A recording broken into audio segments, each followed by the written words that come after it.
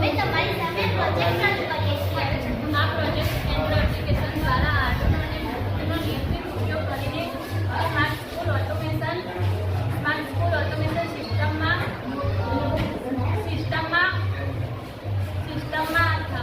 નિયમિત અમલીકરણનું નિર્દેશન કરે છે. શરૂઆતમાં સિસ્ટમમાં મૂળભૂત કાર્યક્ષમતા દર્શાવતા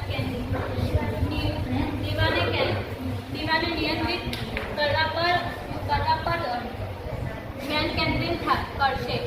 આ પ્રોજેક્ટના હેતુ સમાન માઇક્રો કંટ્રોલર અને વધારાની રિલે મોડ્યુલરનો નિયંત્રિત ઉપયોગ કરવા માટે જે વિવિધ શાળા કે કાર્યોમાં સ્વચાલિત માટેનું ઉદાહરણ છે. ચલો હવે ચાલુ કરીને બતાવી દો.